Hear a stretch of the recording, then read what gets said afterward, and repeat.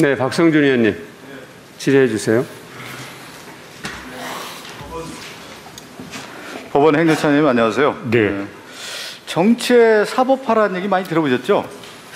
네. 그렇죠? 정치의 영역이 이제 법적인 영역으로 넘어왔을 경우, 또 네. 사법의 영역을 또 정치화했을 경우에 사법의 정치화 이런 용어를 많이 쓰는데요. 요즘 이제 대선 과정에서 처장님은 TV 토론 많이 보십니까? 본 적이 없습니다. 뭐 TV 토론이 이제 지금 이제 민주화와 더불어서 대통령 선거에서 후보를 검증하는데 가장 유효한 기능적인 역할을 하죠. 미국에서도 그렇고 이제 민주주의 국가에서 대부분 그렇게 하는데요. TV 토론의 기능이 뭘까요? TV 토론요. 혹시 처장님. 네. 민주주의 이런 선거 과정에서 TV 토론이라는 거예요. 공직에 나서는 후보자들끼리의 생각, 그렇죠. 뭐 이런 것들을 서로 논쟁하는 것을 우리 유권자들이 지켜보면서 본인들의 생각을 가다듬는 뭐 그런 기회가 되는. 그러니까 후보들이 자신의 생각을 과감없이 발표를 하면서 네. 마지막 최종 판단은 유권자에게 나는 거죠. 네. 그럼 그 TV 토론 안에 후보들은 어떤 역할을 하냐면 자신의 포지티브한 면도 강조를 하고 또 상대 후보의 네거티브도 이제 강조하게 되는 겁니다. 그럼 그런 과정에서 이 TV 토론은 자기 후보가 주의 주장을 하는 거예요. 거기에는 정치적 레토릭도 들어가 있는 거고 정치적 선전도 들어가 있고 또 하나 상대 후보의 공격에 대해서 어떻게 하죠? 방어권을 행사하는 거 아니겠습니까? 근데 저는 이재명 당시 이제 그 지사 후보 TV 토론회에서 상대 후보가 친형을 정신병원에 입원시키면서 입원시키려 했느냐 이런 후보의 지적에 대해서 그런 적이 없다. 이게 대법원까지 가지 않습니까? 저는 이 소식을 듣고 예전에도 그랬습니다. 제가 그 당시 방송국에 있었는데 어떻게 이게 이 내용이 법의 영역으로 넘어갈 수 있느냐. TV 토론에서 이건 이 내용에 대해서는 상대 후보가 강력하게 이 문제에 대해서 지적을 하면서 문제를 해결하는 거고 거기에 따라서 언론과 시민단체가 여기서 검증을 하는 겁니다. 검증을 해서 유권자가 판단을 하고 그런 것이 정치의 영역인 거예요. 이것을 법의 영역으로 넘어갔을 경우에 이런 걸 정치의 사법화라고 하는 거고 정치의 무능화라고 하는 것을 얘기하는 거예요. 무능한 거예요. 상대 후보가 내가 무능하기 때문에 이것을 입증할 수가 없기 때문에 이걸 법의 영역으로 넘기겠다. 이런 결과가 나온 겁니다. 제가 볼 때는. 그래서 마지막에 권순일 전 대법관이 상대 질문에 답변을 한 소극적 발언까지 허위사실 공표로 처벌해서는 안 된다. 이렇게 무죄 판결을 내렸더군요.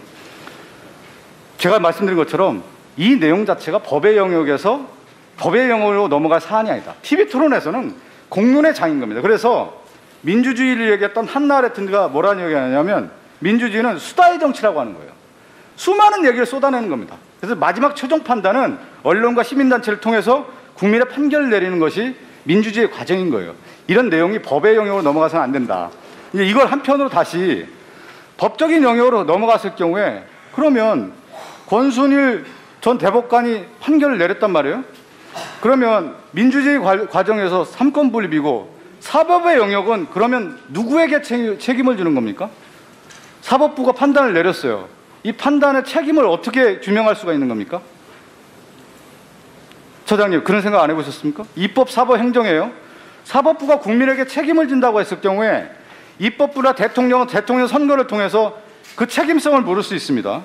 왜 그러냐면 민주주의라는 것은 국민이 참여를 통해서 대표를 뽑고 그 대표가 책임을 지는 거예요. 그러면 그 책임은 선거를 통해서 지는 겁니다. 그럼 사법부의 판사들, 법관들은 어떤 책임을 물을 수가 있을까요? 어떻게 책임을 질 수 있을까요? 저희 법원의 판결에 대해서는 결국은 판결 이후에 그 판결 내용을 잘 알고 있는 국민들, 전문가들의 다양한 평석의 영역에 저희들이 판결이 놓아지는 것이 아닌가라는 생각을 갖고 있습니다. 저는 명확하다고 봐요. 판결문에 의해서 책임을 지는 겁니다. 작가가 작품으로 대중에게 판결을 받는 것이고 판결이라는 표현을 쓰겠습니다. 학자는 논문으로 보는 거고요. 판사는 판결문을 받는 거죠. 그러면 권순일 대법관은 이 판결문이 공개가 됐습니까? 네. 공개가 됐다고 하면 이 자신에게 견해에 대해서 판사는 책임을 지는 거예요. 당당하게 국민에게 이 판결에 대해서는 나 이런 판결을 내렸다고 하고 국민의 심판을 받은 겁니다. 제가 볼 때는. 이걸 가지고 정책 해석의 여지를 열어갔을 경우는 어떻게 되는 거죠, 이게요? 다시 정치의 사법화가 되는 겁니다. 그리고 또 하나가 넘어갔을 때 사법의 정체로 해서 정치의 혼돈, 사법의 혼돈을 자극하는 것이 오늘날의 정치 현상인데 이렇게 몰고 가서는 안 된다. 정치의 영역에서는 정치가 풀어가야 된다는 말씀을 다시 한번 드리겠고, 그 부분에 대한 처장님의 입장을 한번 듣고 싶습니다. 확정된 사건이어서요. 저도 네. 또 개인적으로는 그 재판에 관여를 했던 사람이기 때문에 뭐 구체적으로 개별적으로 뭐 코멘트를 달고 평가하는 것은 그러니까 제가 이제 적절하지 않다는 앞으로도요. 말씀입니다. 저는 이 얘기를 더 이끌어가면은 대법원에 있는 판결도 국민에게 다 공개되고 그것을 책임성을 묻고, 그건 뭐냐, 언론도 그렇고 모든 그 법학자들도 그렇고 시민사회에서도 그런 판결문에 대해서 검증을 하는 겁니다. 그런 검증들을 투명성과 공개성을 하는 것이 마땅하다, 시대에. 그 책임성을 묻기 위해서. 그리고 또 하나는 지금 재판의 판결문들이 다 공개가 됩니까? 지금 확정 판결문 같은 경우에는 민사의 영역, 형사의 영역에서 지금 다 공개가 되고 있습니다. 네, 그건 적극적으로 공개를 해서 네. 그 판사의 그 판결문에 대한 책임성을 강화하는 것이 국민의 입장에서 봤을 때 민주주의의 기본 원리를 강화시키는 것이다, 이렇게 얘기를 드리겠고요. 제가 이 권순일 전 대법관과 관련돼서 야당 의원들이 계속 얘기를 하는데, 저는 이렇게 얘기를 하고 싶어요. 권순일 전 대법관이 지금 얘기한 것처럼 우리 헌법에 뭐죠? 사법부는 헌법과 법률에 의해서 그 양심에 따라서 독립해서 심판한다, 이렇게 규정되어 있습니까? 네.